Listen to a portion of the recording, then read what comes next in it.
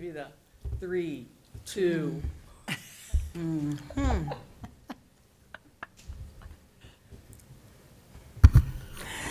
Welcome to City Community Development and Recreation, January the 8th, 2024.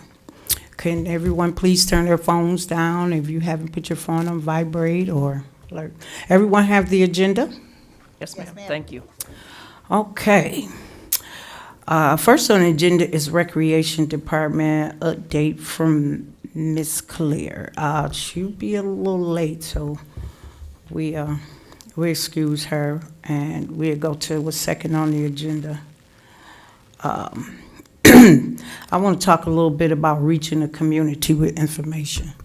I had an email from one of our city council persons about some grants, and it's fine that we are getting these grant information and everything, but we have to start talking about how to get this stuff out to the people. We could talk about grants till we blue in the face. I can sit on here and say, well, this grant for lead, this grant for this, but we gonna have to get a way to communicate with the people of North College Hill.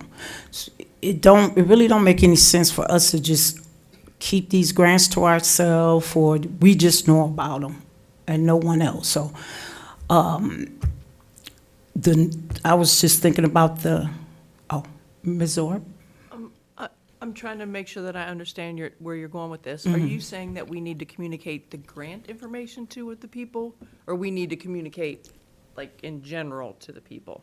The grant communication to the people of North College Hill, to the seniors, wherever it applied, because it's a lot coming in, and she sent that information, and a lot of that information that she sent through that email, this mic is totally different from my old one.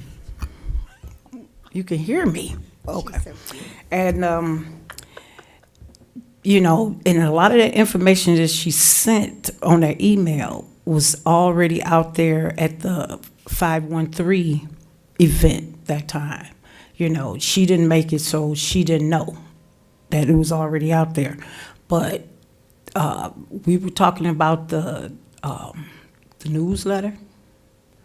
Are we still going forth with the newsletter, or where we at on that? That's kind of in the mayor's pocket.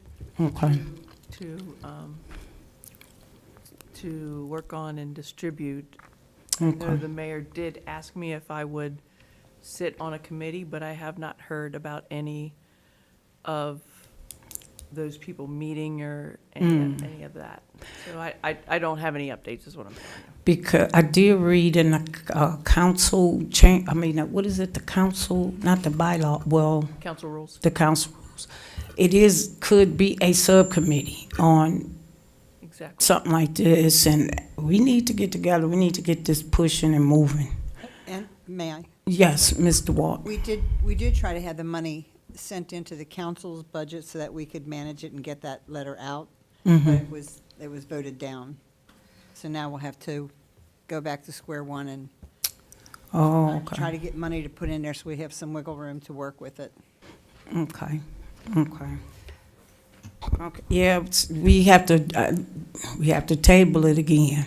We have to, I wasn't here when it was turned down, apparently, but. So can I make a point of Ms. clarification there? So it wasn't really voted on. It was just a discussion Oh, that, I'm sorry. yeah, there wasn't a true vote. Okay. It was just a discussion, and the mayor said that she would Oh, that's right. initiate the newsletter, I and recall so it clearly now. Thank I you. just kind of Yeah. dropped the subject and didn't push it because she committed to doing that. mm-hmm. Well, I don't know if I need to make some kind of amendments or some kind of something Put it on your to agenda? bring this back. Bring it back on the agenda, okay? Because I'm still kind of learning this process, and like I said, there's tons of information out here, but if no one sees it, if no one knows about it, it's just going in a black hole. It's just useless. So I just wanted to bring that up. You have agenda, Miss? Would you like agenda? I do have an You agenda, have thank agenda? you. Okay, all So- right. Ms. Bruner? Yes, Ms. Zorb. The one thing that is 100% within council's authority and power is the welcome letter. So or the welcome packet. Mm-hmm. So we could still work on that and make that a You can sit- living document. Oh, you gonna sit there? Okay. Mm-hmm. And so we could pursue that. Because Okay. there, I mean, there will be valuable information in both, and there'll be like, it's kind of like a different audience. Mm-hmm. One is almost like an onboarding kind of document, the welcome packet. Right, And then the newsletter is everything that is going on within the city right. for everyone, Okay, not just for new residents. exactly. So I think it'd be fit for the newsletter. I think it'd fit right in for the newsletter.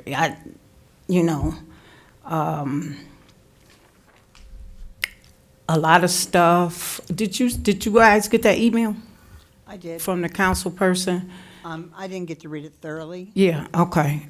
Busy. But she was just talking about a lot of grants and a lot of stuff that we've already implemented into the city. But like I say, I'm not gonna beat a dead horse, but if we cannot get this information out to the city, it's just useless to us. So we should, I'll just try to. Was that Ms. Treehouse that evening that brought that to us? Was it who?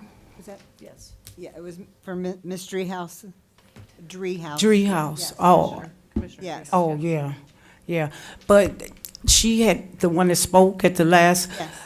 yes, she brought that to us, but another council person sent me some information on some grants that we already had.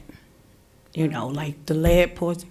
I don't think I got that. It wasn't the same information, I'm not thinking. The only email I got about grants was the one that Ms. Dukestein sent That's what I was referring to. regarding what Ms. Treehouse presented. Okay, and we already have that information. And we've been working on it piece by piece by piece by piece, but like I say, a lot of stuff was implemented to the 513 relief bus that day. A lot of stuff was in there. So, but it was helpful information anyway. I'm quite sure she was just looking out for us to send us some information, but I appreciate it. But you have an agenda?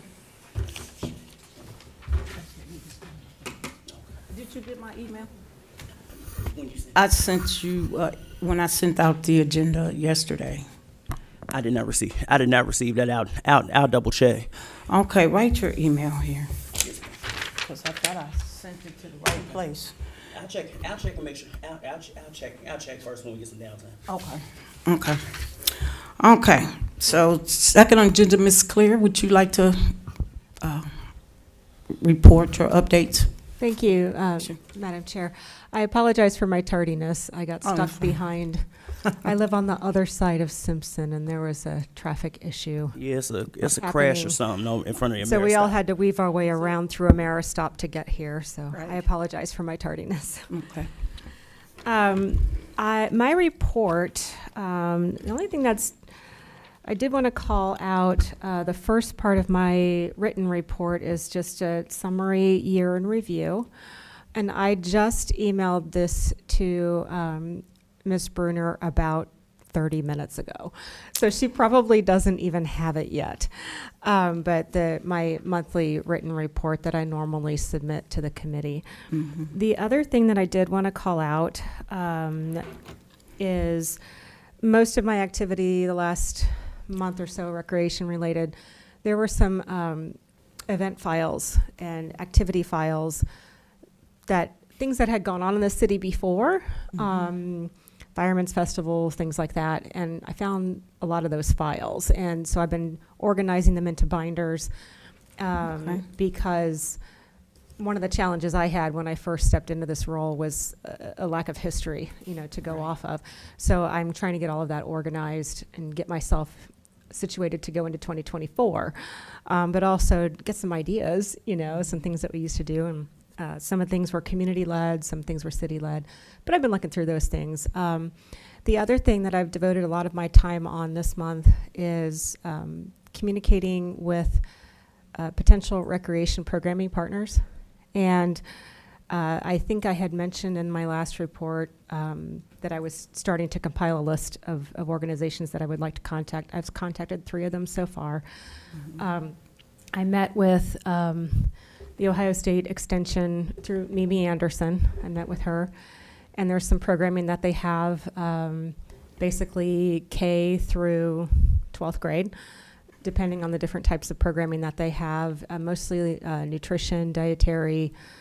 I also met through Mimi, connected me with the 4-H club groups.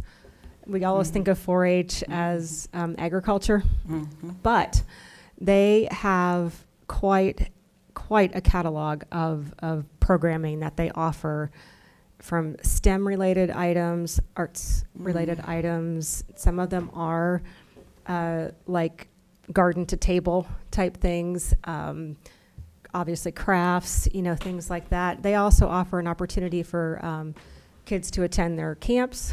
They have cumulative programs where if you complete the curriculum, then you can participate in their fair that they hold every year. So give the kids something to work toward.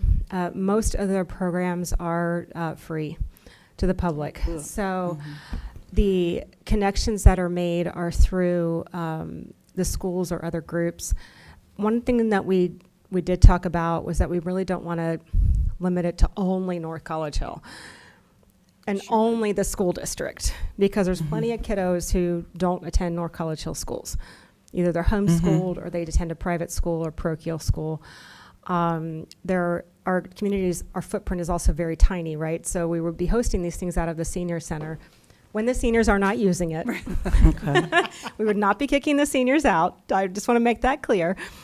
These would be like after school time frame or summer weekend kind of things. Because literally like 4 blocks in that direction and 4 blocks in that direction and maybe a mile in that direction is another city. So it's like this is within walking distance for a lot of kiddos. Plus Metro now is starting to become more prevalent in this area.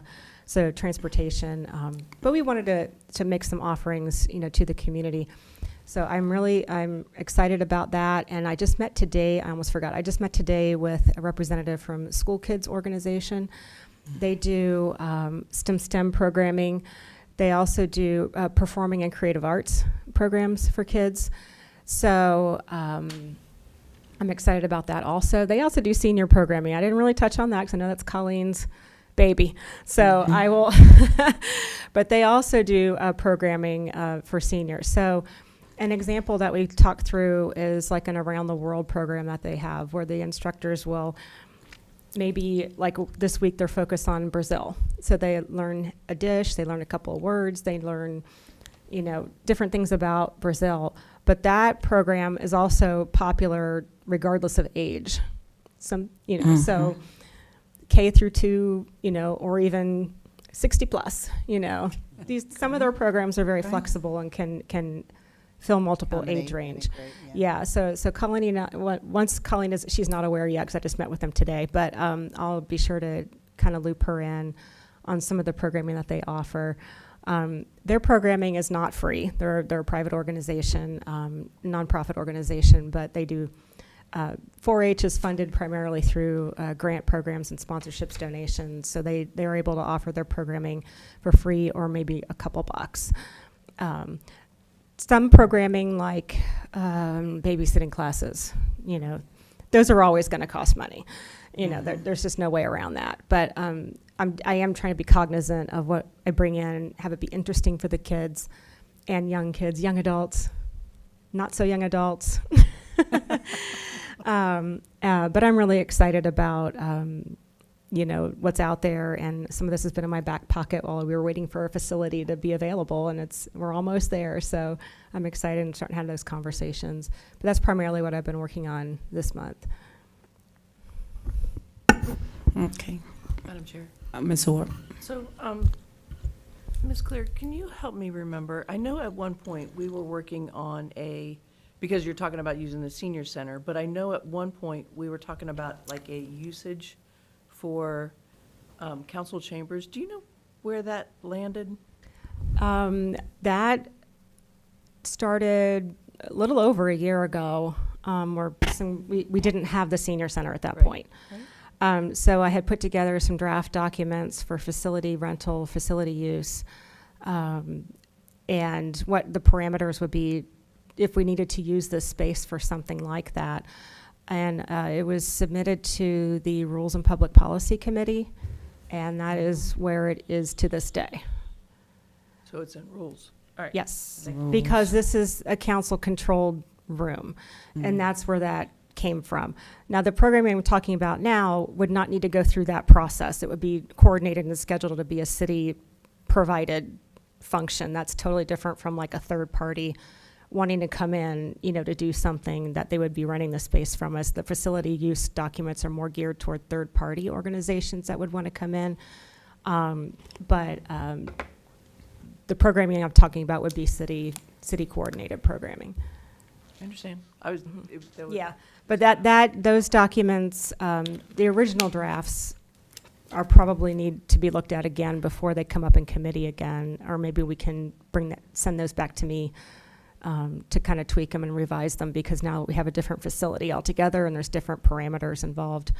We probably need to bring that back out of committee and bring it to me or to Ms. Ike to continue to work on, and then figure out where it needs to go from there. I can request that be sent. Do you want it just sent to both of you and you guys can handle, how do you want it? Yeah. Just either one of us is fine, yeah. Madam Chair. Ms. Hickey. Okay, I have a question. So, just so I'm clear, the policy that is in Rules and Public Policy was facility use agreement for this space or this building? This specific room. Okay. But the template can be modified for Yeah, I mean, we other could types of. expand it, because we would need, if we're going to start renting out the senior center, we got to talk about insurance and, the things that would come around, come with renting a facility out for the general public's use, not a city-sponsored event or something, a program that we were hosting that we were going to have there, but a true rental agreement. Okay, I need to clarify that in my head. Appreciate it. Okay. Madam Chair, Mr. Watt. just a little bit of history, and you may know about this, Ms. Clear, when the senior center was up and running fully before it was shut down, they had several groups that would come and rent the building on certain weekends. Of course, there was always one group that wasn't very kind and created, well, you saw the mess. So I guess we need to look out for that. I don't know how we could avoid that. So maybe I'm putting the cart before the horse here. If we decided on something like that, would there have to be a city authoritative person there during the event? I don't know how that would I think work. it would depend on how we want to structure building access, which is still up in the air. Just from my experience, I worked at the Cintas Center in conference and event planning there, and damage happens. And Right. there's a way in your contract to hold your renter accountable for that damage. There's ways to do that. Those kinds of, that language will be in those agreements. Damage fees, lost key or lost building access key, there will be a structure put into place to account for those types of scenarios. But I'm with you, damage is going to happen. Yeah.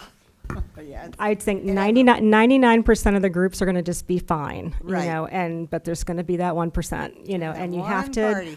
the contract is for the 1%, always. Mr. Davis? Yes, Madam Chairwoman. Now, so two questions. Number one, if we've had events like that before, would we still have a copy of what we were giving out as an agreement in previously, prior to the shutdown? The facility was run by a third-party nonprofit organization, and all those agreements were theirs. So we do Okay. not have access to any of that information. Okay. And secondly, And secondly, like for example, when the school district rents out the facility, part of that agreement, part of those agreements involves hiring a school district employee or someone to, cut on the lights, to make sure trash gets taken out, so on and so forth. So that may be something that'd be something that we could get contracted out, and that we could get not contracted out, but get written down into the agreements as we draft new ones. Ms. Clear, that will fall under rules and policies, right? All this information. The existing agreement was in rules and public policy that I intend to use as a template, because it's a good template. But that particular agreement was specific to the space. And rules and public policy controls council resources, if I understand correctly. So that's why that particular template was in rules and public policy. I believe it would probably still need to go through, because this is a facility use policy. It's going to be a city policy for a city-owned facility. So I'm pretty sure that committee would still need to be involved.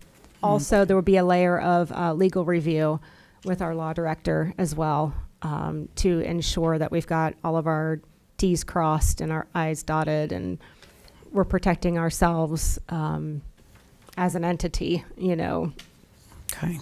from Exactly. anything that could potentially be negligence on our part. So it needs to go through both of those layers of scrutiny. Okay. Any more questions for Ms. Clear? No. Well- I'm thinking is the three dots are running over my head. Go ahead. I'm sorry. Okay, well, that concludes Ms. Clear's report. Thank you, Ms. Clear. Appreciate you. And I am excited about that, about what you just said. I'm really excited about that. And I'm quite sure Ms. Clear would love some volunteers. We are still looking for volunteers everywhere. Okay. If I may, also, I'm glad you mentioned volunteers. I completely forgot. We did meet, I can't remember if this was in this report or the last report, with our insurance, because we do want to formalize a volunteer program for the city. And that would be in terms of being able to help facilitate some of these programs, serving as the person who would be on site. They'd have to apply. Depending on what they're doing, they may need to be background checked. The population they might be working with, the children or the elderly. There's also potential to have some volunteers help with some community needs.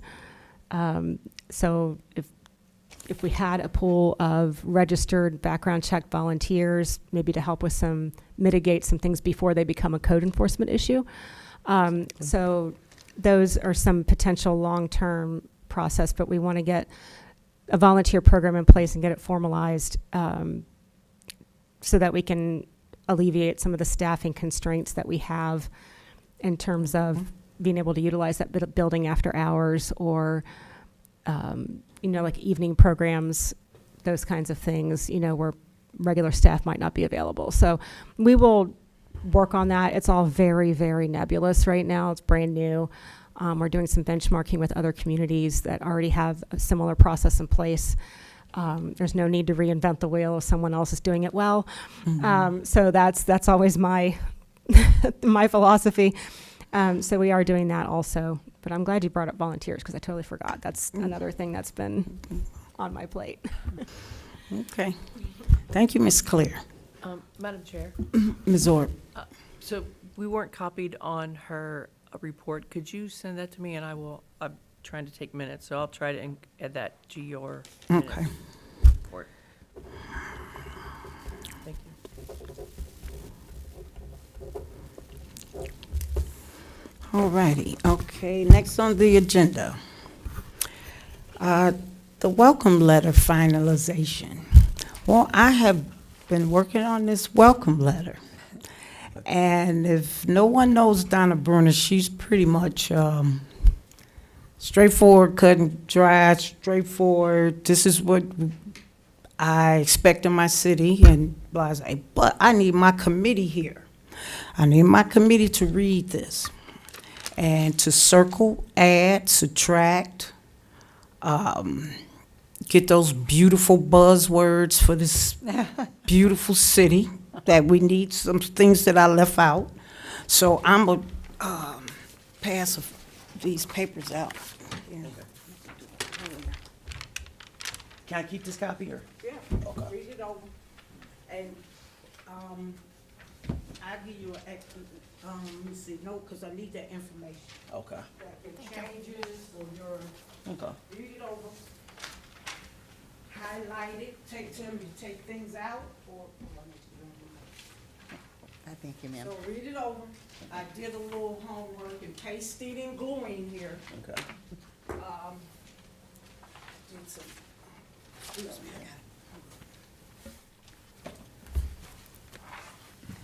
I did a little pasting and gluing here, and I know we have some ordinance that the city need to respect, and I was told that I just couldn't come out and tell somebody you better shovel your snow or you better cut your grass. That's not so welcoming. So I tried to put it in a nice way for the appearance of our beautiful city. So, like, I have phone numbers down there. If you want to add some phone numbers or cross some phone numbers out, if you want to send it to me later, you can. It's short and, Showed up on- So, We don't have Phone phone number numbers. showed up. oh, no, I didn't include the phone numbers. There was some more pasting. So that was just some extra gluing and pasting. So what I did, I just put the names there and I could just add the phone numbers later. I understand. all right. Oh, yes, Mr. Davis. Yes, ma'am. So can I type this up and send this to you? Would it would be at your name at northcollegehill.org or we D. Bruner. First initial, last name. Just okay. D. Bruner Is it dot? No. at, Oh, there is or isn't a dot. I'm sorry. Dot. Okay. no, Not- just D. Bruner Sounds funny. at northcollegehill.org. And I'm thinking yours would be B.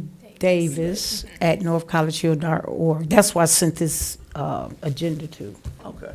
So- Because, yeah, I don't have access to that just Okay. yet. Then- Okay. But I sent it, and I had put a little message on there that I know you're not a part of this committee, but I sent it to all the city council people Yeah. because I think everybody should know what's going on in all these committees. Absolutely. And I You know. appreciate that. Okay. So, Can I take a little tangent real quick? Ms. Iki, do you know if the council distribution list has been updated with Mr. Davis? I believe it has, but we have not had a chance to get with Mr. Davis and get him his laptop with everything set up yet. So our IT guy's been out for 2 weeks with the holidays and whatnot. So hopefully after this Wednesday, we'll have a time and we can get that to you. But his email is set up. It just, I don't think he has a way to access it yet. Awesome, thank you. yeah, because I seen you tried to send him a message earlier, and I said, oh, he must have an email already. But, okay. So, and you noticed that I tried to stick is it too short, too long, not enough buzzwords, not enough welcoming spirit here? I got you. I got you. So now I know what you're going for. So this is Exactly. this is a, welcome in, welcome home. Just want to Just when they get you move familiar with- in Exactly. the neighborhood. Right. We're just trying to welcome our new residents or businesses Okay. that comes to the neighborhood, and then maybe we can go introduce ourselves even. And, the informational phone numbers on there. A lot of people come, don't know the phone numbers to Rita, North College Hill Taxes, Rita, and what else? Madam Chair, Ms. Zor, Ms. Efi, sorry. or just Jennifer is fine.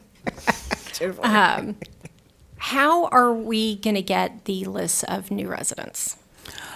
I was informed through the water company, or like when they move in, they get the water. Cincinnati Waterworks? Cincinnati Waterworks Okay. or something. I have to dig further into that. Okay. But I believe when they move into their residence and the water getting turned in with Rumpke and a trash Okay. exchange, yeah, we could tell from there. So, And when we do implement this letter, I at least want to go back at least 5 months, at least, maybe a year, because I'm quite sure it's not those many people moved to North College Hill in a year, you know. That being said, now, hold up, my bad. Madam Chairwoman. Mr. Davis? Yes, ma'am. So how much does it cost to send out these letters? Well, what we have to do, we have to go into the budget, and Okay. we have to see how much is in the budget.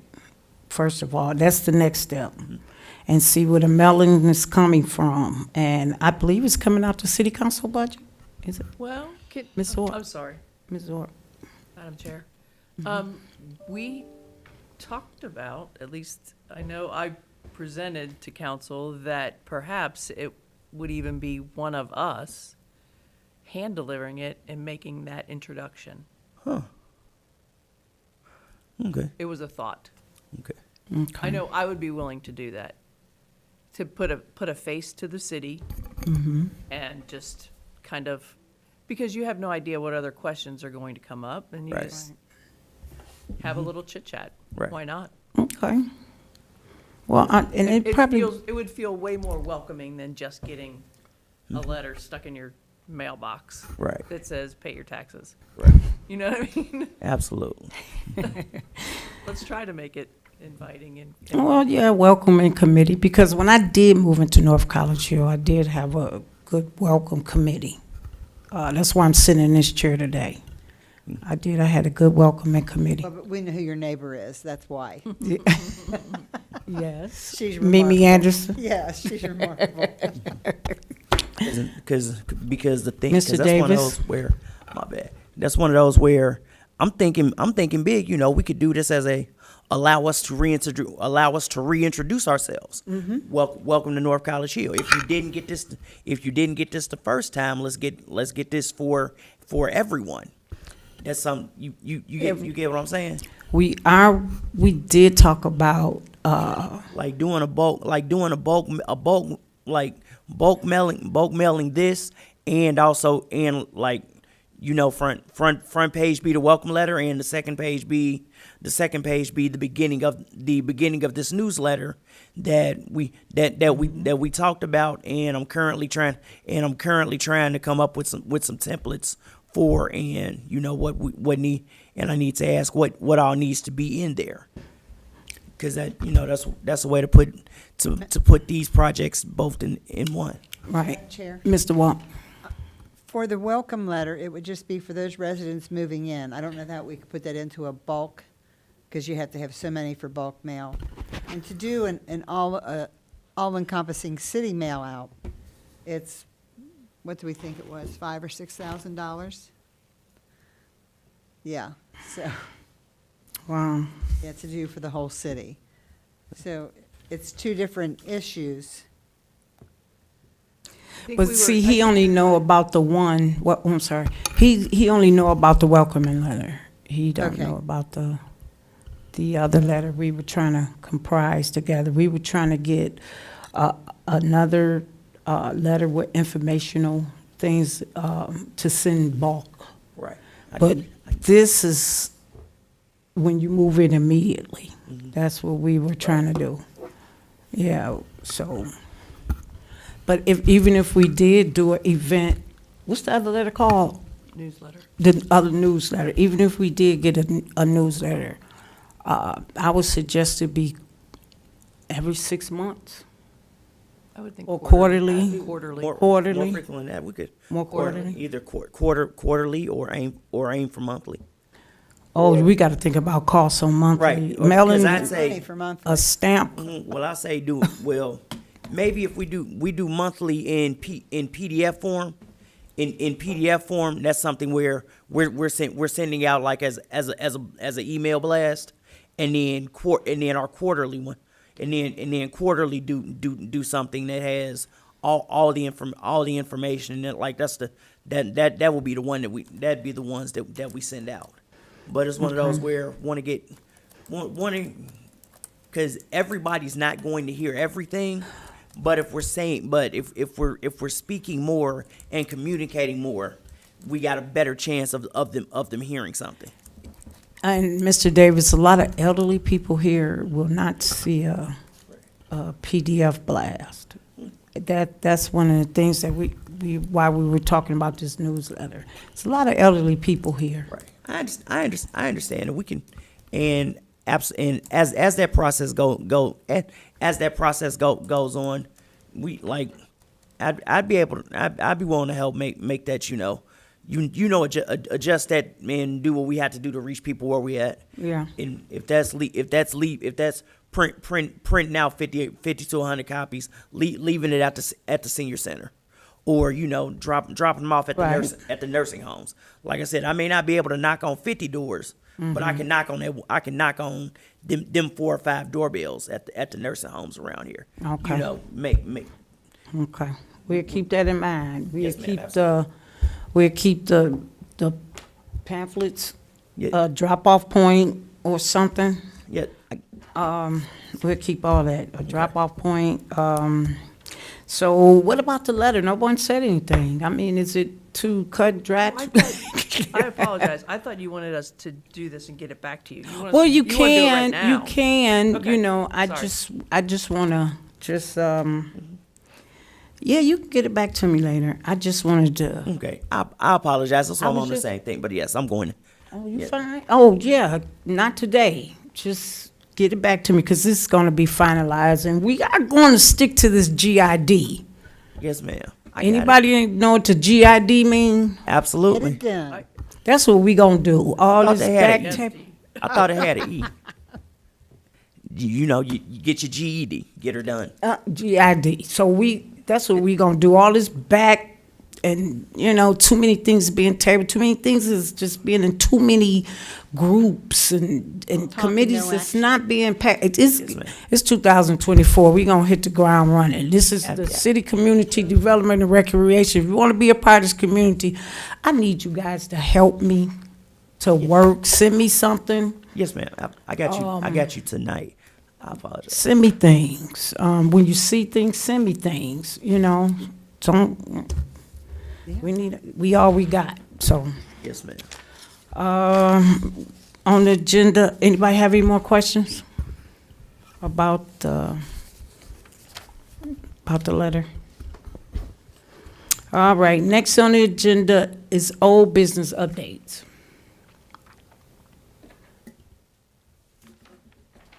Oh, and when you do send me the letter back, or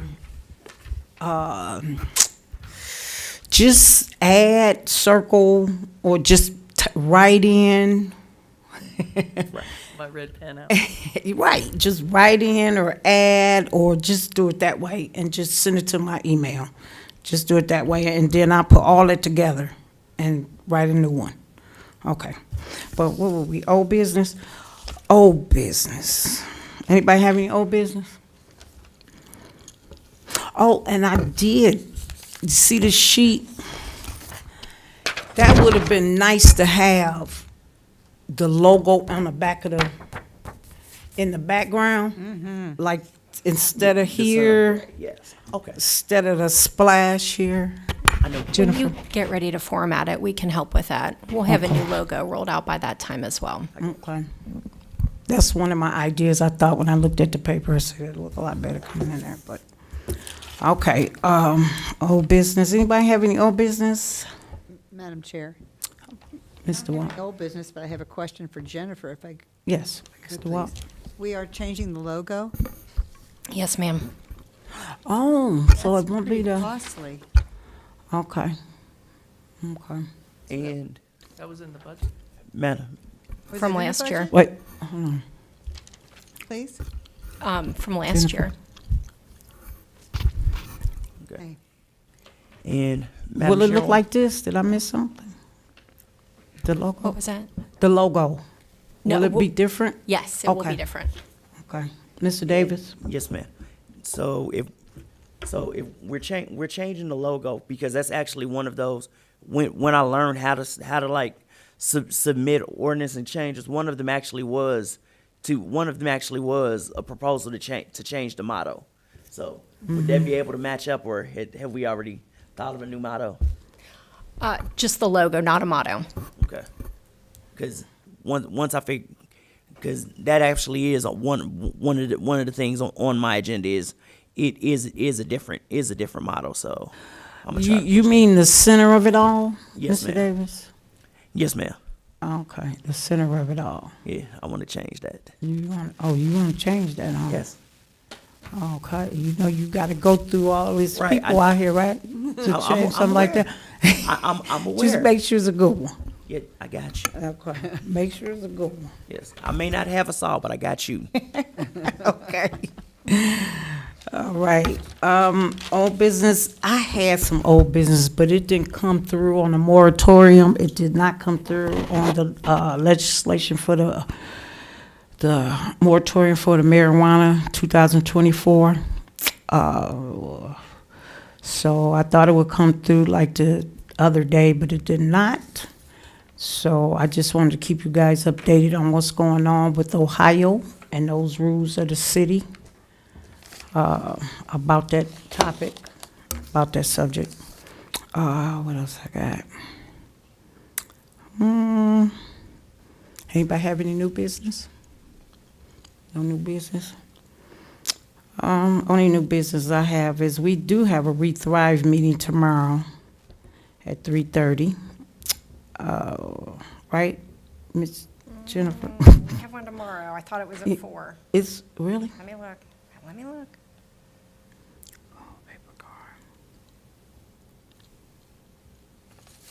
Nope, 3:30.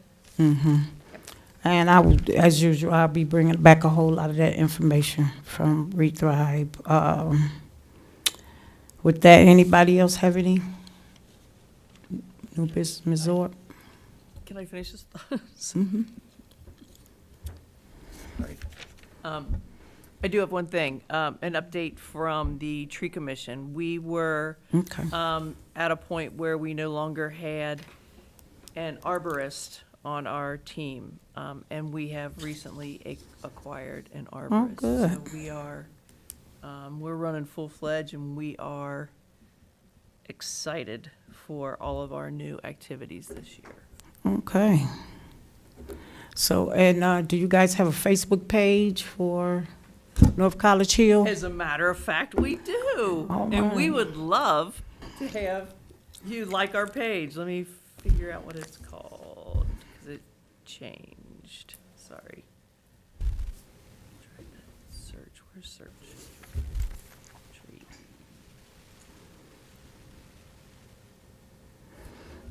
It's called North College Hill Tree Commission 1, North College Hill Tree Commission 1 with the number 1, yes. Facebook page. Yes, please join. We have 25 members and growing. Okay, all right. North College Hill. Oh, I'm sorry, Madam Chair. Ms. DeWalt. That's North College Hill, all spelled out? All spelled out, Okay. yes. Okay.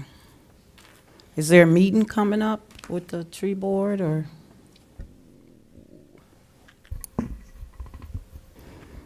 I don't know that I have, I don't know when our first meeting is scheduled. I apologize. Okay. I apologize. I will, I'll get that information and get Ms. it out. Zorb. I can't see you. Third Wednesday. Of the month? Third Wednesday of the month, Third Wednesday of the month. which is in this month. That will be the 17th We're here at the city center? in this room, yes. Okay. All right, let me see. With that, anybody have any more questions? Madam Chair. Jennifer? Thank you. Just a reminder, if you do have new members coming on your various committees, would you let us know? We do try to keep our committee lists updated. And I know with folks coming on council and off council and on committees and whatnot, it's just helpful. We're trying to get all that compilated so that staff knows who's doing what and where. And, you know, if we don't already have the tree commission dates on the calendar, for example, we'll be happy to add them, that sort of thing. Just Absolutely. general comment. Okay.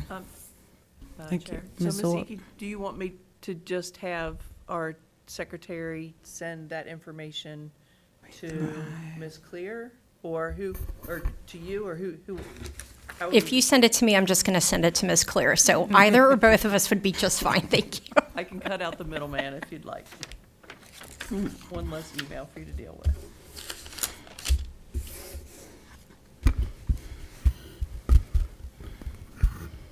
Any more questions? Mr. Davis, Ms. Zorb, No, ma'am. Mr. Ward, Jennifer? Okay. Like I said, if you are a member of City Community Development Recreation, be prepared to go to work. I do have a logo. Yes, ma'am. It's called GID, Yes, ma'am. I got you. and we're gonna get it done. It's Absolutely. 2024. Yes, ma'am. Okay, and this meeting is adjourned at 7:17.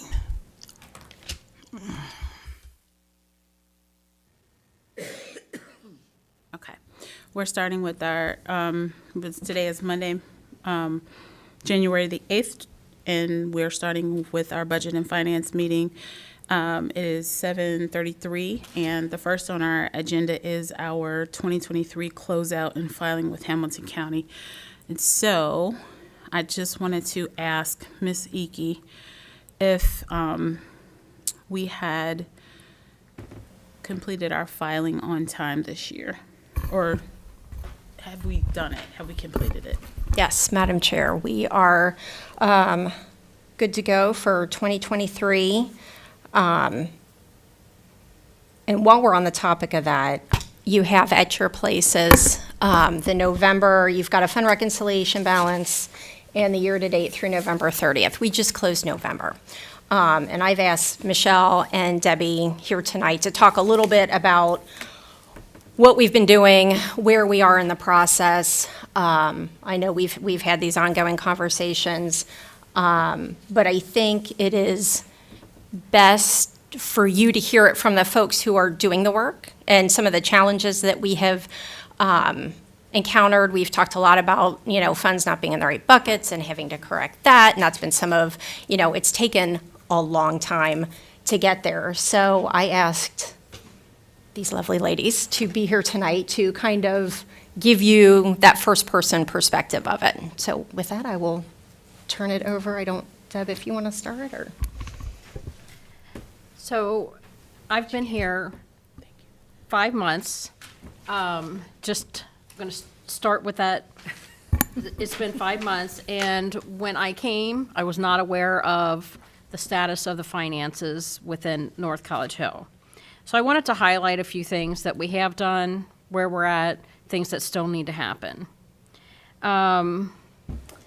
So when I came, there wasn't a lot of things that were done correctly, as you saw when you read the audit report. I'm just going to highlight a few of the items that we have started to correct. So deposits and expenses were not either being recorded at all, they were being partially recorded, or they were just posted to the wrong funds. This would have been like the credit card charges that the city has, where instead of balancing to a statement, they sometimes put in and recorded the receipts, and sometimes it was in 1 month, and the next month, the following month. There just wasn't a lot of collaboration. We are still working to fix the prior months, but most of what I'm going to talk about right now is what's happening from August till now. So one of those items with the credit card statements, so now when I receive the statement, I make sure I have all the receipts, all the requisitions are entered. The complete batch totals to what the statement amount is. No longer are we mix matching it here, there, and everywhere. When I came, the 2023 benefit enrollment for employees had taken place. However, the information was never sent to the insurance companies. So I made sure that I got all the insurance companies the corrected information for any changes. Employees that did not have a change were not impacted by this. Anybody who either changed and went from possibly covering their spouse to not covering a spouse, or the opposite, were affected by the change. We do now have all the numbers. I've got the invoicing corrected. We've corrected payroll, which is still being done by Michelle right now, to where the withholdings on their paycheck is correct as well. Everyone was not doing a requisition. All items did not have requisitions entered. This was a big one on the audit report. This is government 101. You have to encumber the funds before you buy the items. So we've put out processes. I keep working with the departments to make sure that they understand it. It's new to them in some instances. So we're still it's not going to be perfect, but 24 is going to be much better than 23. Nobody was doing reconciliations. There was no book to bank balance happening. The report that Ms. Ike referred to is my November.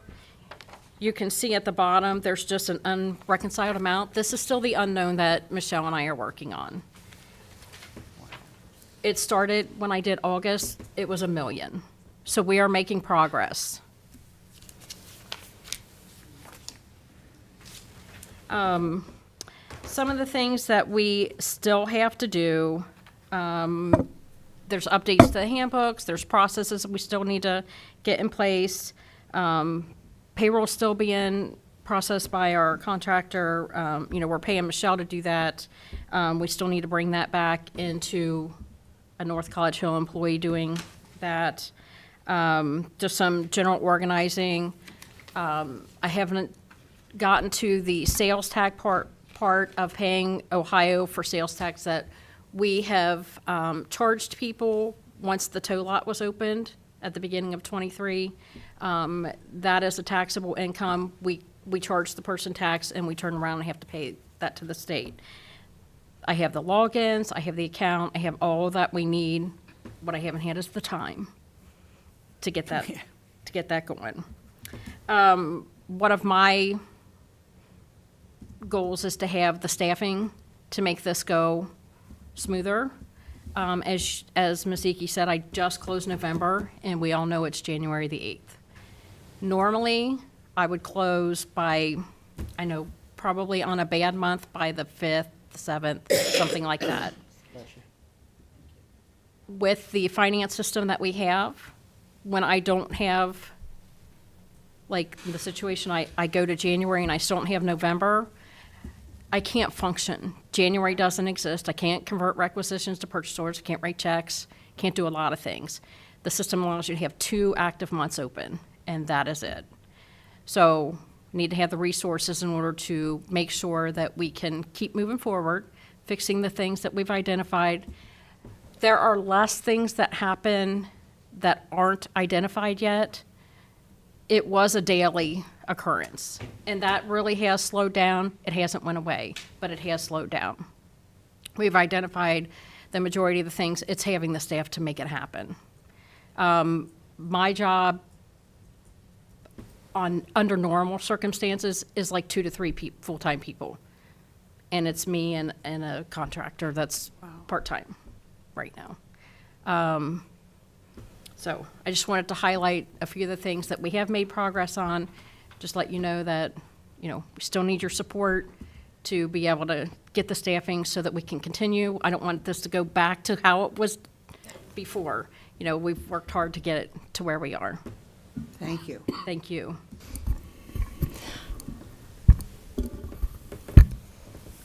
Can I pipe in? Okay. So I think, this is a good illustration of needing some additional help in the finance office. I know we have a salary ordinance ahead of us to talk about.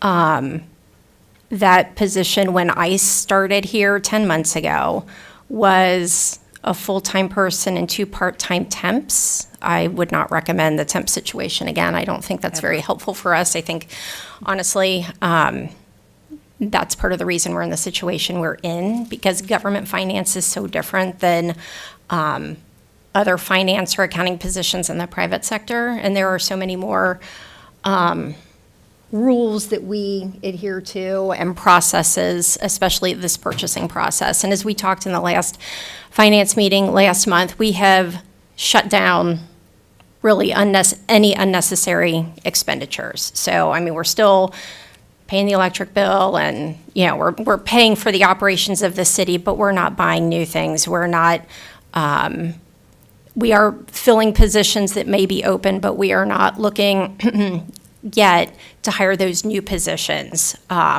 or the ones that were in the budget for this year. So if we have folks leave, like in police and fire, we are backfilling those because they're already accounted for in the budget, but we're not adding new just yet until we get all of this under control. And the same goes with the finance department. We cannot continue to operate with one full-time person and a part-time contractor, as good as they are. And let me tell you, they're very good. They're very, very good at what they do. But we need additional folks to do the work. So that conversation will come up again as we move on in the agenda and talk about salary ordinance and where we go for 2024. So I hope you'll keep in mind, or if you have questions for Debbie or Michelle, they're happy to answer them. We don't have to do it tonight. You're welcome to send them an email. They're very available. We can schedule a conference call. We can sit down with you if you like as well. But we have all been, and especially these two, working very, very hard to get the items corrected so that we can do this better in 2024, so that we can feel good about 2024 and where we are financially and budget-wise, so that we can execute the visions for the city. I mean, that's really what this is all about. So with that, I will stop talking unless, yeah, no, okay, I'm done. Madam Chair. Yes. Debbie, can I call you Debbie? Yes. So, just a little short bit of history. I don't know, 4 years ago, maybe 5, there was an $84,000 error in the budget. That was the only one they recognized. And I believe it was because the bank said we had money, but we did not have money in that bank account. Isn't that how it worked? I can't even remember. I know it was 84,000. Whatever it was incorrect, and it was never, ever really uncovered or corrected. I think they just finally just wiped it off the books. So now I see that this 83,473, Maybe we found it. I don't know. But if you didn't know that part of history, yeah. Of course, you already know it's been off by a wacko amount anyway, so. Is the unknown, the unreconciled amount unknown to the positive or negative? So right now, we have more than the bank has. So what we would be looking for in the finance department to correct that would be any expenses that weren't posted. Possibly some ACHs that went out of the bank, but we never recorded a memo entry for that. We know part of it's the credit card. Right. The credit card expenses were not completely, Debbie mentioned this, completely posted. So we don't know that number yet. We were working on payroll all day today. But we know they weren't posted, so we know that's a part of this 83,000. So. The other question I have is the fund balance at the top here. Is that what it says, Fifth Third General Corp account, and then it says fund balance at the top? So, and they're slightly different numbers. I'm assuming that one is our number and one is the bank's number. Can you help me interpret that? Certainly, let me explain. So the fund balance at the top is what our books show, which is going to match the number on your year-to-date fund report. You'll find the 6621 number on the year-to-date fund report, and that's what we call our books. In our finance system, that's how much money North College Hill has. And then the number at the bottom here. So there are multiple accounts, and it's not that much difference. It's probably about what, $50, $75, $72 off from the number, the 6548, in this 621? Okay, so the number at the top that says fund balance stands alone. It's all by itself. It's not gonna But be any that's of our this. internal Once you number, get right? below that, it's all bank. Right. So I list all the different bank accounts. I list what the outstanding is as a reconciling item. I list any other reconciling items that I do know what they are, things that have happened since I've been here. And then you get your bank balance is the 6537. And so it's the difference of the fund balance at the top minus what our true bank balance is, the 6537, which would show us Oh, 83,000 I off. see. Okay. So this whole middle section is really just bank. So when I have my bank balance, I'm either adding or subtracting depending on what it is. If it's checks we've already written, like the outstanding checks that haven't hit the bank yet, I take it out of the bank because we've already taken it out of this number at the top. This will be a Sort of like you report would that do I a can. home budget. You said you take it out of the bank because you've already taken it out of the number at the top. Right. So So this number at the bottom is it's a deficit that you believe happened based on the credit card purchases that were not posted. that's only one portion. We did not have $83,000 worth of credit card charges that we didn't post. It's a much smaller number. I don't know what that number is. Okay, The rest we're still searching for, to Okay. answer that question, of that 83, okay. yeah. So you guys brought that up underneath the 2023 closeout and filing. We checked the box to say that we filed with Hamilton County, but I want to make sure that I understand the goal in bringing that up underneath that. Is there some impact of this that hinders a closeout or just clear reconciliation for the future, for the monthly reports? Like what, I want to know this, but I want to know, is it correlated with the closeout in any way? So what you're seeing are November numbers because we haven't even finished December stuff yet. Fair. Posting. So having said that, what we send to the county that we close out with the county are our final budget numbers, our final estimated and not even actual revenue numbers. They don't need the actual. They just need what we're saying. You remember how you guys passed all 114 lines or whatever that number was of all those adjustments we had to make? That's the stuff we have to submit to the county. So that is all done, and that keeps us in compliance with what we have to do for the county. The actual stuff, we do have time. Like we've said, like Debbie mentioned, it's nice to get it done quickly and then close out the year and move on. However, we're not there yet because we want to close out the year as close to zero in that number as we can. Okay. So we're still working on that. The other thing that I needed to ask is the trend, the financial trend from August to the time when you came to now. Are you seeing this number get bigger or smaller or just more clear? The unreconciled? Is that what- Smaller. Much smaller. The August one was off a million. I don't remember if it was just over $1 million. But we had some of the big ones that got us closer to zero was entering payroll. Payroll had not been posted in our finance system, or at least not consistently. Right. It was partially. So it was clearing the bank because we were paying people, but we weren't putting it in our system. Madam Chair, Yes. I lost my question. Oh, I found it. So like speaking of found it, so when you say you're finding more things to figure out where this $83,000 goes, like how are you finding it? You're just, like, you pull out a drawer and there's bills in it? Or, like, how do you? No, so one of the big things I did when I came here, I was here, like 3 weeks before you or something when I first came to the city. One of the things I did is I started with the bank, and I said, what's come out of the bank, and did we post it or did we not? And so you can see payroll came out, you can see the credit card stuff came out, but none of it, not none, a lot of it was not hitting the books. That's how we're finding it.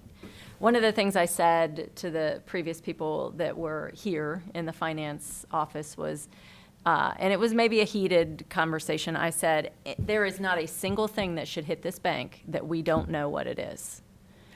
Very And good. there was a lot of that happening, that things were hitting the bank and they did not know, and it's nobody at this table, so be real clear on that. They didn't know what it was, didn't look, didn't try to find out. And so that was a big part of what I did until about October. And, you know, as Debbie mentioned, I'm here maybe 2 days a week because I've got other clients too. So a lot of my time has been eaten up in doing payroll, which, you know, we've been talking internally of what that looks like. Because it's really made all of this, for both of us, take a back seat in trying to get us to zero in that number. So yes, it's not opening the drawer. I wish it was that easy. We would have finished a long time ago. We've opened all those drawers, a lot. So, All right. yeah. Thank you.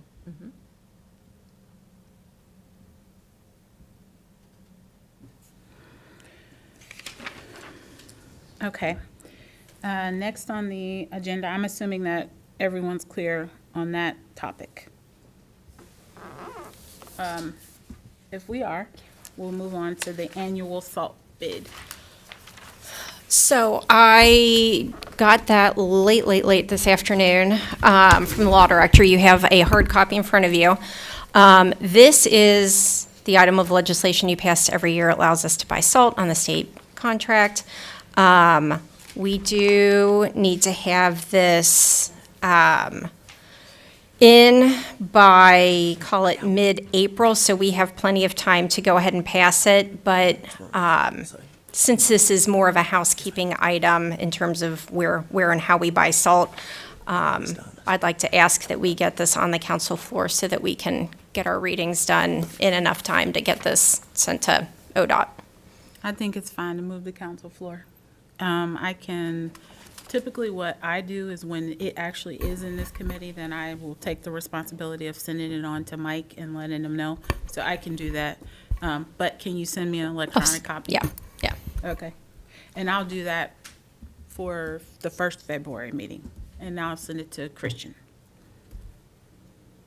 Mike? Madam Chair, Yes. this came up in discussion at a council meeting. I think we agreed that we would just send it to both the president of council and to the clerk. Right. That's why I said Mike and Christian. Okay. I thought you said you were going to send it to Mike.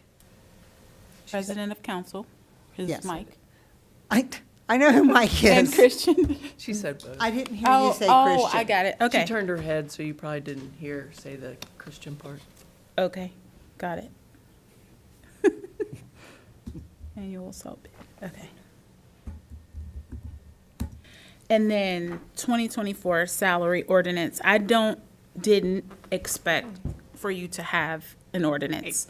I just want to kind of put out there that we need to shift and move towards talking about it. I think the conversation here about the fund reconciliation, where the placement and the overall finances is a good gateway to talking about the salary ordinance. Currently, we don't have a finance person. Are the other finance people gone?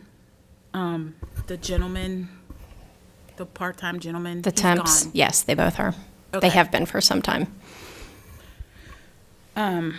So potentially, I thought Debbie came in as HR/finance, but I don't want to talk about too much of that if we need to reserve it for executive session. Because we were talking about personnel stuff. So, Madam Chair, do we have a salary ordinance? not currently. Well, we don't have one for 20. Draft? No. Oh, okay. I wasn't aware. Okay, thank you. So maybe yeah, go ahead. I don't think we could have an executive session because there's no description. We need to clarify what it's I for. have, she sent it to me. We just have to, when we make them. But it's not on the agenda. It just has to be in the minutes. I've never put it on the agenda. As long as it's in the minutes, we'll be all right. Okay. I'm pretty sure. I mean, I've that was always only up added in the executive session. I haven't like specified on there what it was for. So I'll double check that to make sure futuristically if I need to do that. Yeah.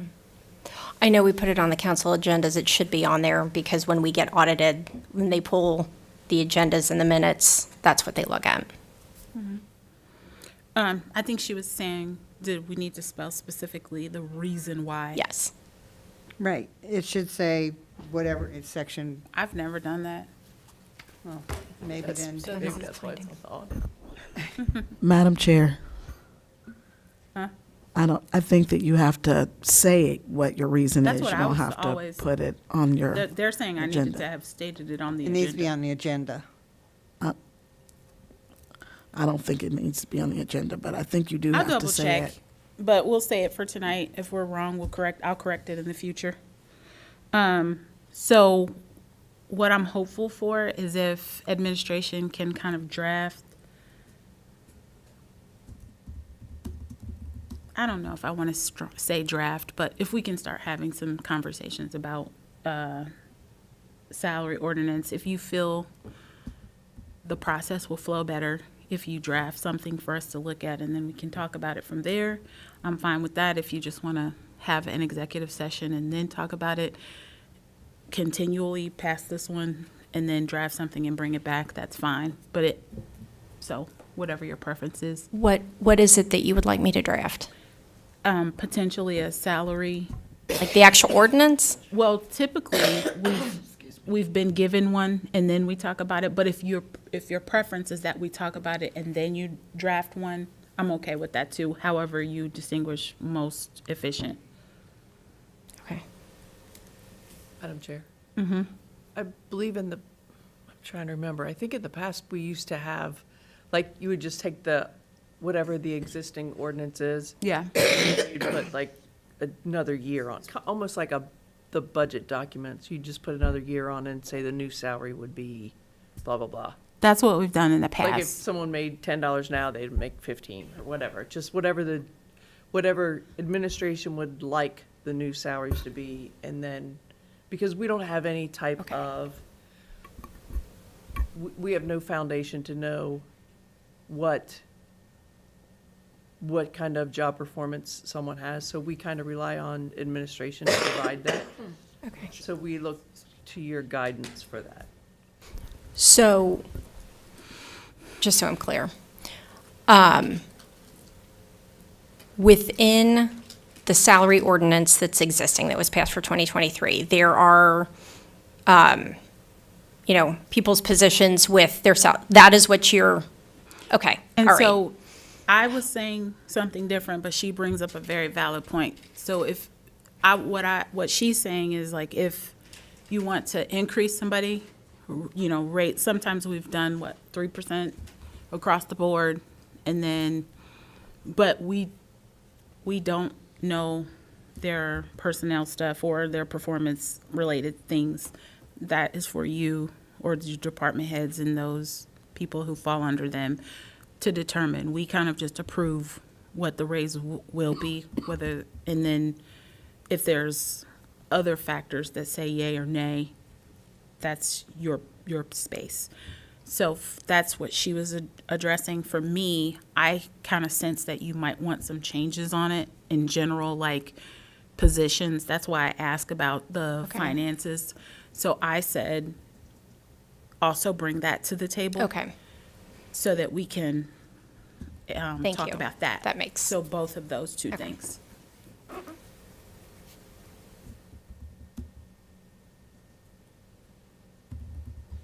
So what that can look like, and this is, you let me know what you would prefer.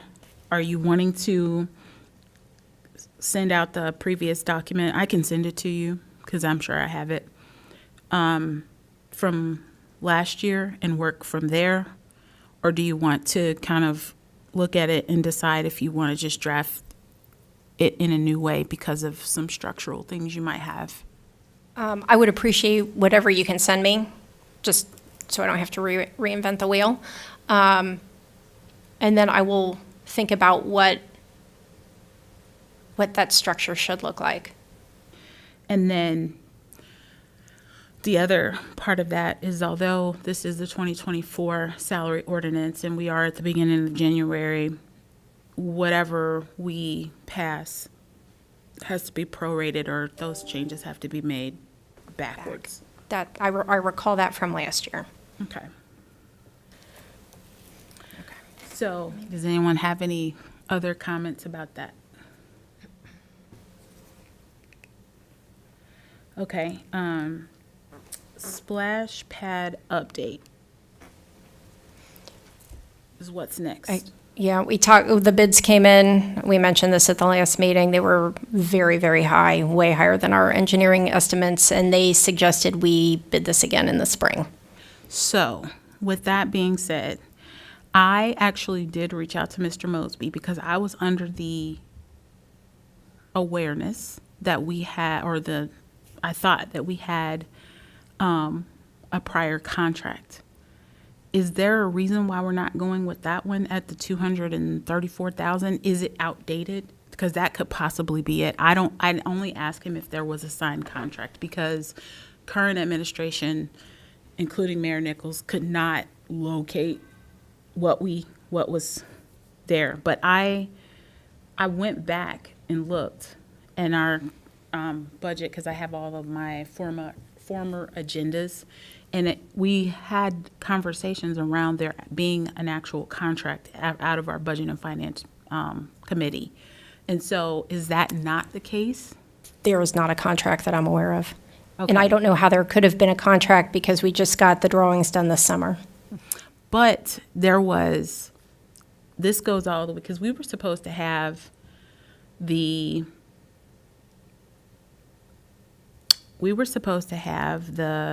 splash pad up by 2023. So when we did the drawings, there was some revamping based on we're going to change this and change that.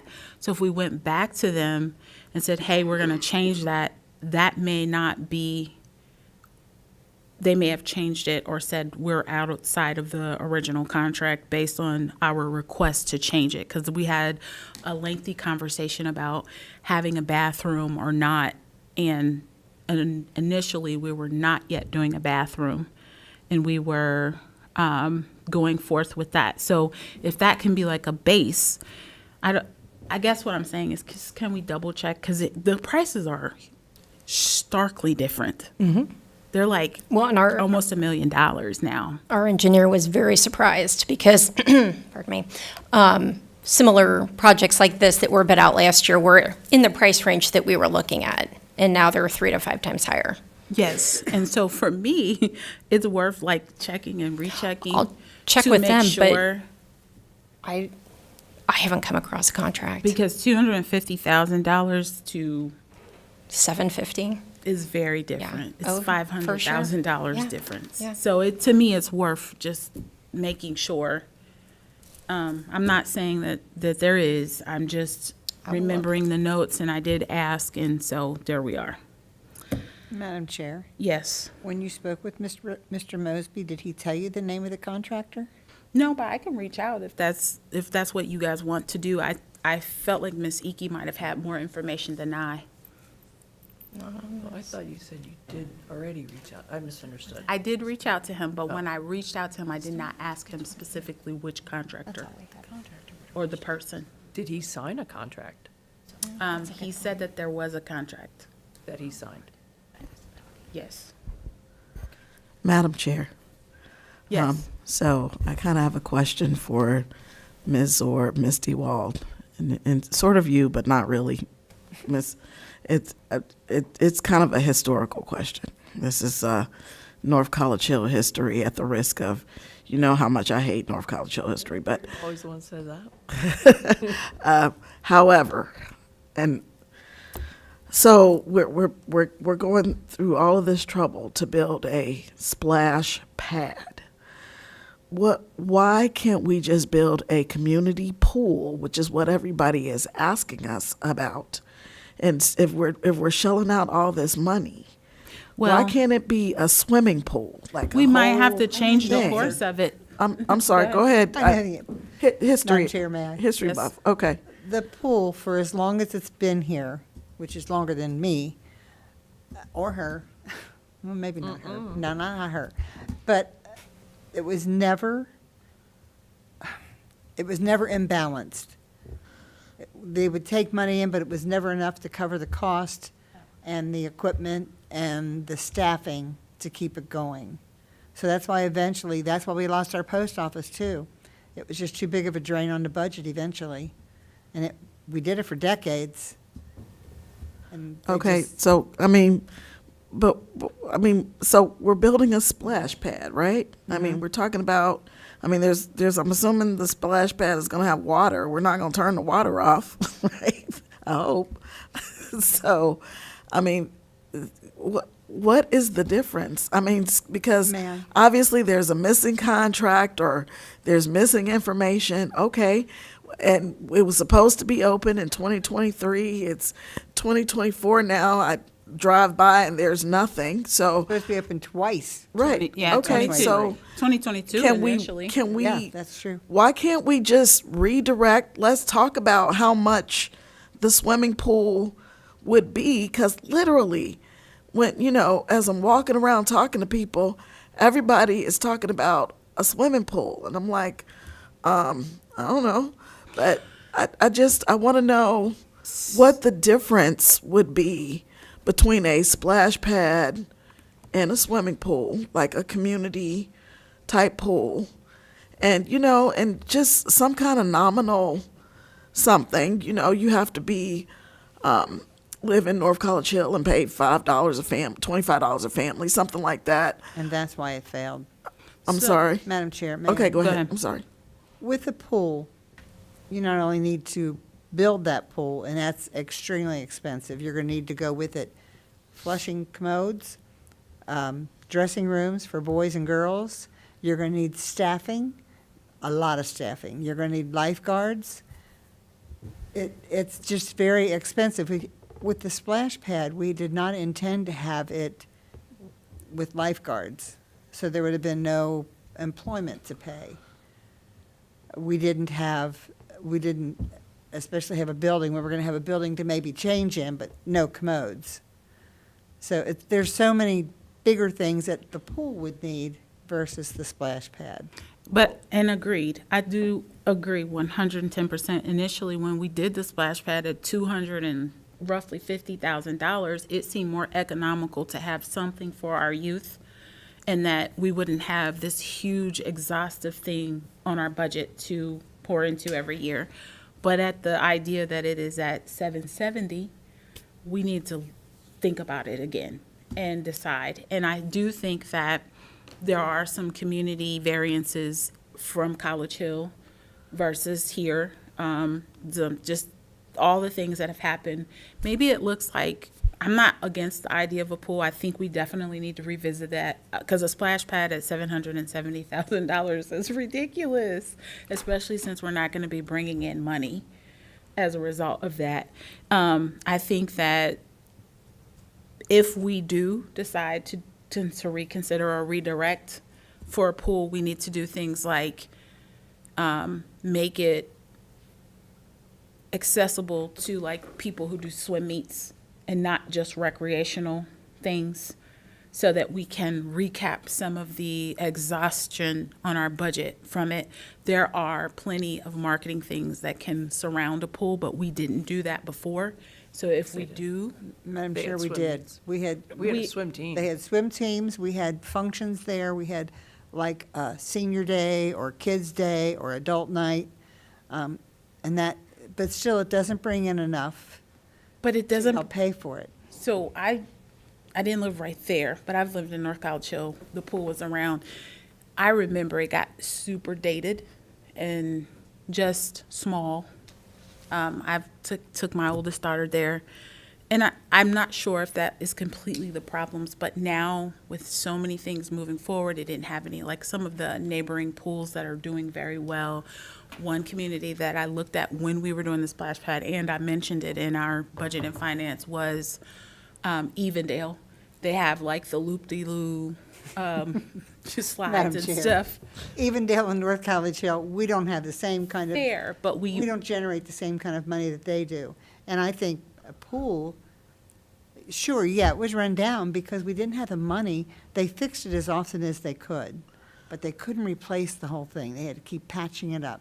And eventually, Okay, that just well- tears the whole thing down. Well, Madam Chair, and you know, Ms. DeWald, Ms. Orb, all I'm saying is, can we just do a side-by-side comparison? Sure, Like, we how much can. will it cost to build the pool, to keep the pool, to have a lifeguard, or whatever we need to do? And how much will it cost to build this splash pad, actually build the splash pad?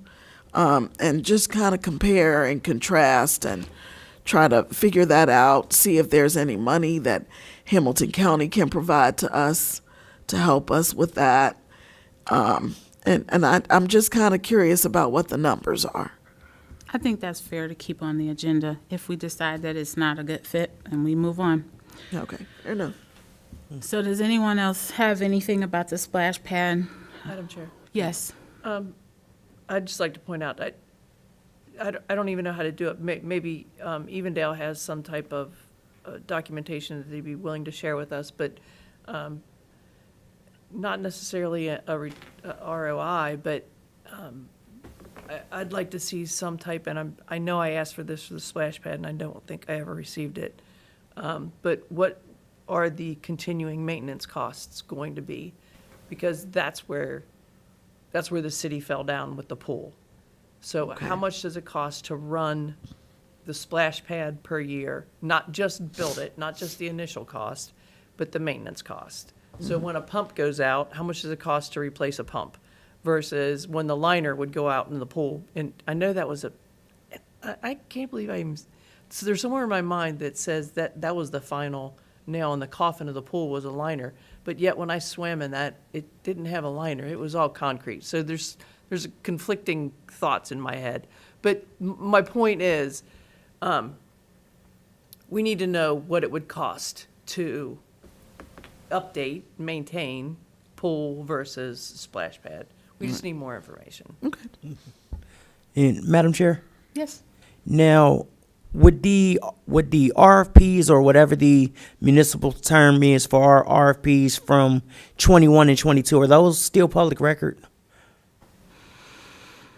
Like where would I be able to find those? I don't know. We would have had to obtain, if we were going to spend money, we would have to have obtained an RFP for the specific things that we actually did follow through and purchase. Right. I don't know if they're a public record. They probably would be in our council archives in one of the committee's conversations, because it would have probably had to either come through like budget or finance, or if it was recreation. I No? don't think it did. I think the, who's the engineer guy that we use, and I can't think of his name. JMA, Thank you. John Getty. I think they wrote the RFP. Yeah. I don't see what believe they it have. came through council. Do you remember it coming through council? Specifically for the splash pad, I know, but are you talking about, Right. oh, got it, So okay. you know what I'm saying is what do we ask for? What were we asking for when we originally got the bids that were saying 250 to 300, as opposed to what are we asking for? What are we asking for now that we get in the ticket of 700 or 770? So I'm wondering, did the answer change because the question changed, or what were we asking for previously? Understand. With the splash pad, that was just put out this summer, so we can get that pretty quickly. Previously, Like, I would that don't be in know. like old meeting minutes or like committee records or something like that, or? don't know where it would have been filed. Did you go back through the same company that was used before, For, the splash pad? we put it out for bid, so anyone was able to bid on it. Okay. So when it had bids before? I don't know that it did, though. I mean, I think that's the whole We conversation definitely here. saw a bid. Now, can we agree there? It might have been an engineer's estimate, but I'm not, if there was another bid, I am not aware of one. Okay. And it would seem to me if we had a bid and we signed a contract, that contractor would have been knocking down our door going, are we going to do this or not? And I haven't heard any of those conversations in the last 10 months. Okay, fair enough. So let's move on to the city building update. Now, I remember in September, you said that you had somebody coming out to assess the other side of the building and you were coming back to us. Did that get finished? I And- finally got the report. I sent a copy of it to the mayor, I don't know, a week or two ago for her review, but I can send it to all of council. Okay. Yep, it's very lengthy. And so do you know from the report, are they suggesting that we demolish or they're saying if something is salvageable? I'm going to reserve comment until you've seen the report. Okay. Because I just came from the city board, school district meeting. And they have some really good ideas that can help cross over for us, but we would need something like the rest of the building finished. So I will give you just a little piece of, there's a whole plethora of things. But this is personally why I wanted to make sure that we finish the other building for revenue purposes. We need revenue in our city. But like they have what they call a school building healthcare center. And so that can actually exist in a school building or within a school district somewhere in that city. And they actually do the renovations themselves, which would help us profit. We don't charge them for occupation of their space. Our residents, I know one of the things that our mayor wanted to definitely have, even in our senior building, there was some kind of talk about having some healthcare services. If you had it like in the senior building or where the seniors could come to it, it would kind of eliminate a lot of healthcare issues that we have on a communal basis. Dental care, mental health services, aging on council, the list goes on. I did get the information so that they could also come and talk to us at some point, but we would have to have something like space. And it would be a relationship of reciprocity and even could yield some other spaces, like, for example, Mount Healthy, which they mentioned tonight. They have an optical place in their school building health center where then they actually do pay rent, and so they send them right over to get glasses, for kids to get glasses, and they bus their kids to the location because the location is not actually in the school. Sharonville has one, Princeton district, Winton Woods has one. So a lot of people have these spaces, and the school district is looking, but that came with a plethora of other things like that we could do as well, latched onto this healthcare. And if you had something recreational, something, I know the Fairfield YMCA has one. They actually go a step further where they do physical therapy, and then there's a massage therapist.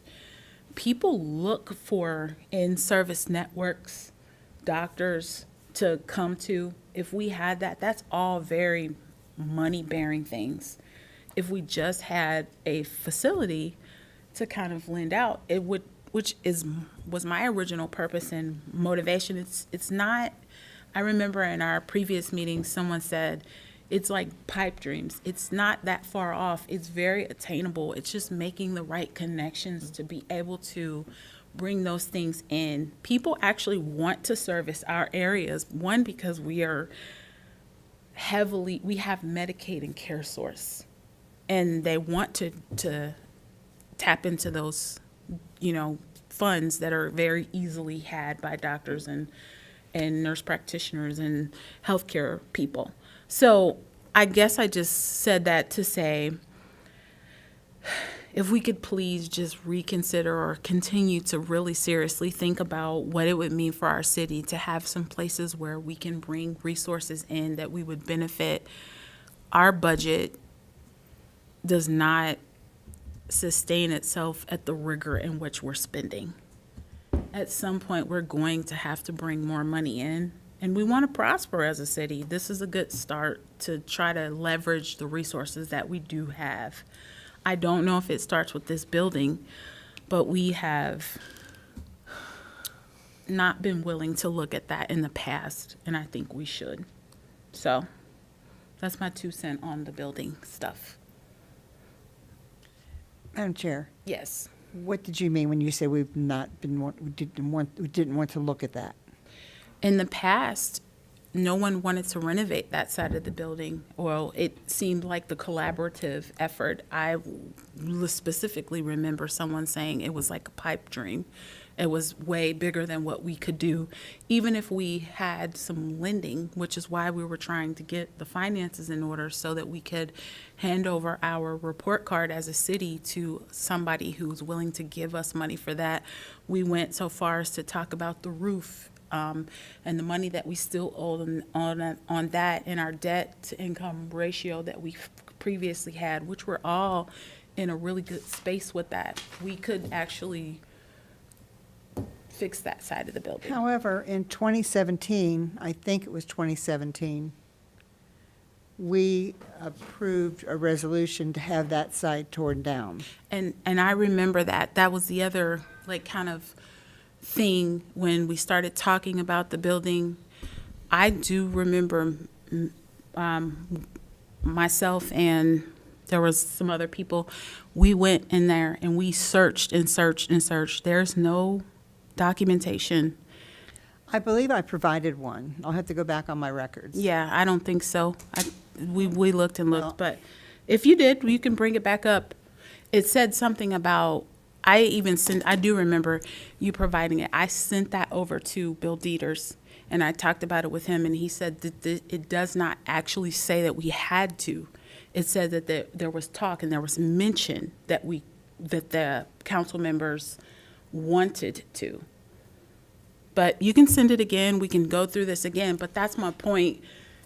If it's in the ordinance or we have a requirement to tear it down, let's just tear it down. Let's just do it. But it hasn't happened yet.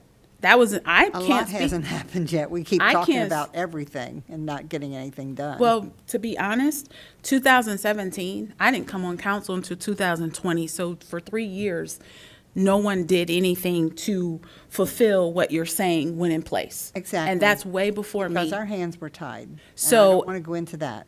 So what I am saying is, if it's there, let's provide concrete evidence that it's there and tear it down. If it's not there, let's move on and figure out what we need to do with this so it can stop dilapidating. Right, and the problem between then and now is, I believe we were given a roundabout figure what it would cost to do that. Well, we know right now it's going to be 3 to 5 times more than that. So, Madam Chair.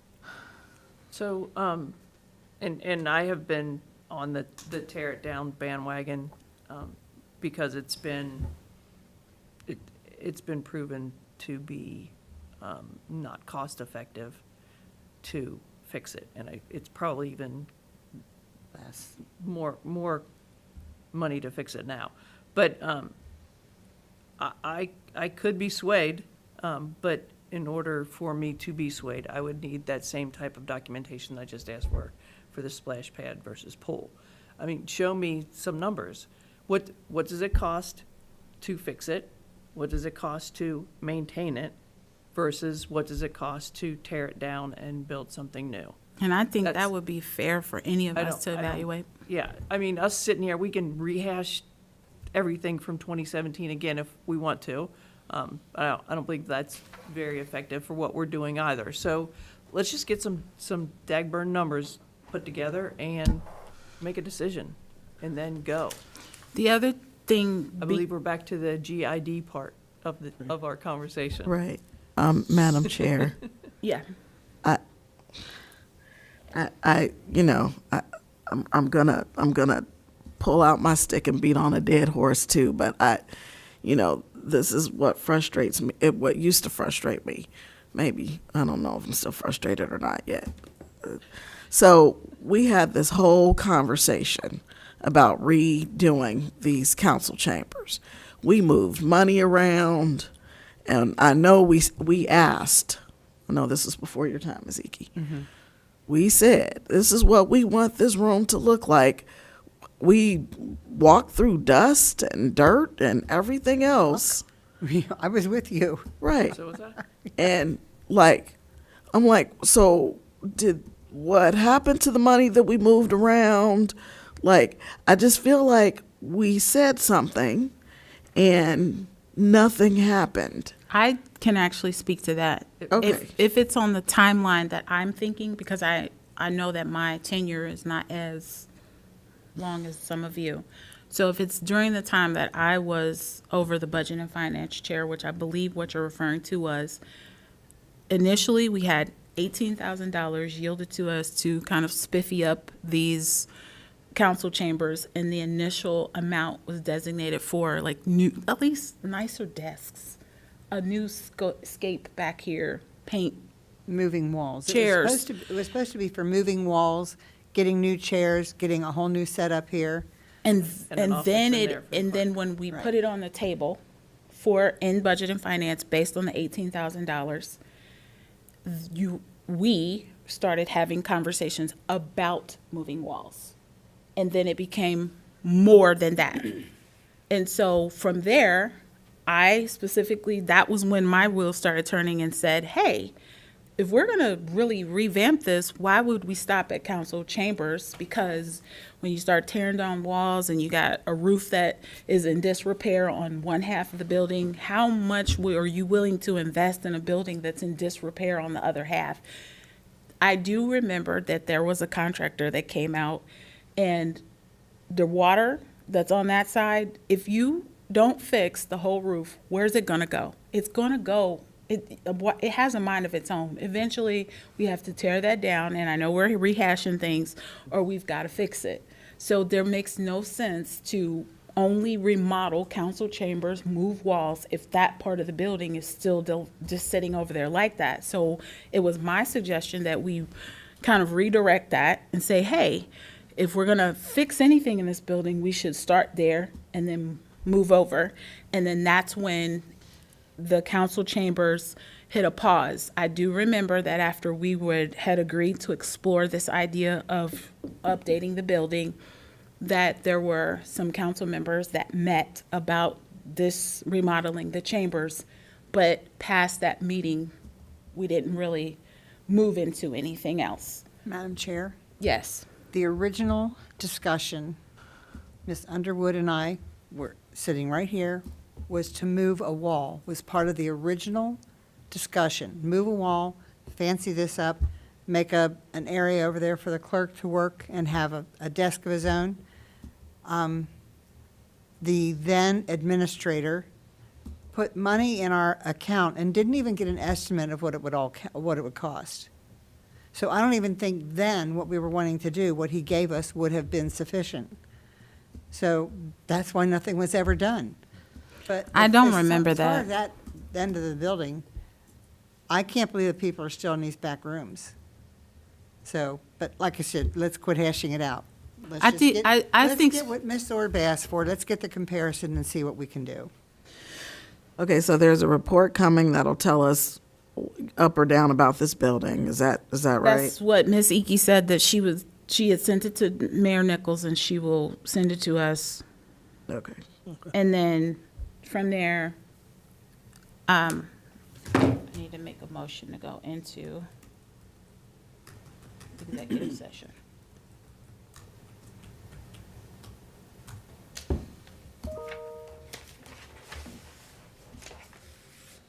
Do you know what the reason is? Is that what you're looking up now? Yes. And one question real quick, Madam Chairman. Yes. So can we start can we start requesting proposals for either a tear down and rebuild, or to build on top of this place, or is that something we can do, or how do we go? How does that process work? While you're looking, can I answer? So that's not council's role. We make a motion or we somehow advise administration, and administration takes care of that. we don't actually ask for RFPs or request RFPs or read the bids either. Okay. Well, we don't, I shouldn't say read the bids. We don't judge the bids and make the decision. That's what we don't do. But we'd have to ask either the mayor or the mayor or the administrator to, like, this is what I like to see us see what we can do as far as, you know, what would it look like to build either on top of this or tearing this down and rebuilding it. That's something that you'd have to ask administration to do. We can help set the criteria, but they would actually Do the work. Yes, they would do the work. They would have someone write the RFP and put it out for bid. Okay. And then we have the decision-making power to decide if the funds should be used in that direction or not.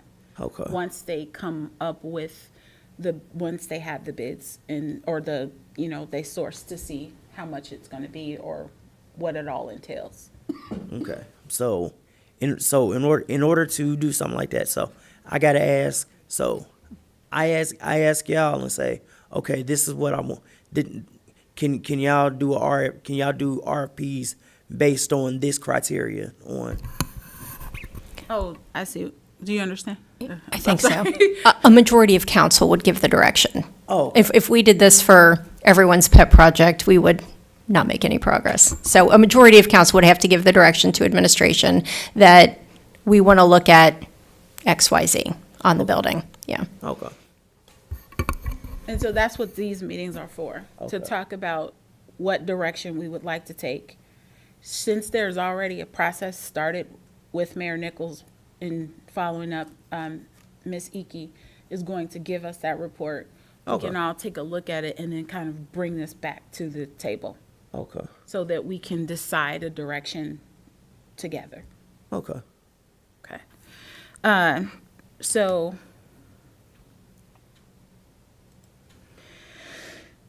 I would like to motion to go into executive session for the purpose of pursuant of Ohio Revised Code, Section 121 .22, to consider the appointment, employment, dismissal, discipline, promotion, I demotion. have to talk a little slower. Oh, than that. I'm sorry. Can I send it to you? You sure can. I'll send it to you. But I will do both. Okay. So the motion would be to consider the appointment, employment, dismissal, discipline, promotion, demotion, or compensation of a public employee or official, or the investigation of charges of or complaints against a public employee, official, licensed, or regulated individual unless the public employee, official, licensed, or regulated individual requests a public hearing. I'll second that. All right. Down to 8 and move 7 and 8 up to 6 and 7. So new business, does anyone have any new business? Old business, does anyone have any old business? You have senior Well, building listed under new business. Was that, I kind of already mentioned that because I thought that could be another space for the healthcare center and extended things. So, we've already talked about it. yeah. Madam Chair, my new business was just that I wanted a side-by-side comparison of a swimming pool versus splash pad, what it will cost, like what that entails, like employees, blah, blah, blah. I want us to actually identify that as something we want to look at on paper so we can GID. That's the new, okay. Okay. Thanks to Ms. Bruner. I did have one question about the senior building that I'll kind of go back to. Is that when is it going to be open for use? Do we have a date? We were just talking about that before the committee meetings tonight. We're looking probably early April.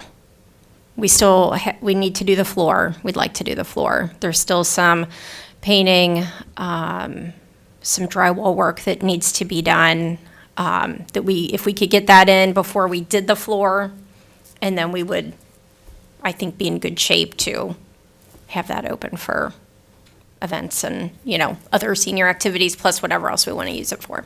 Okay. Then old business. Does anybody have any old business? I have the monthly report. So I understand that you can't, based on the initial bullet point, but I feel like that was very helpful. And I did look up what we're required to per the state. And so there's two things that we need. We need bank reconciliation to be compliant, and we need a monthly report. I will look for it, like I'll send it to you. But I also know that, to me, but my judgment is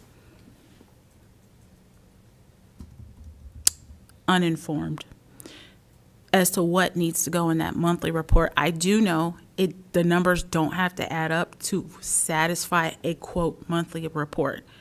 But to be in compliance, we do have to say, hey, this is where we are. So what we did earlier today to kind of talk about, we're in November, this is through November, might satisfy until we can get on par, but we need to do something on a monthly basis.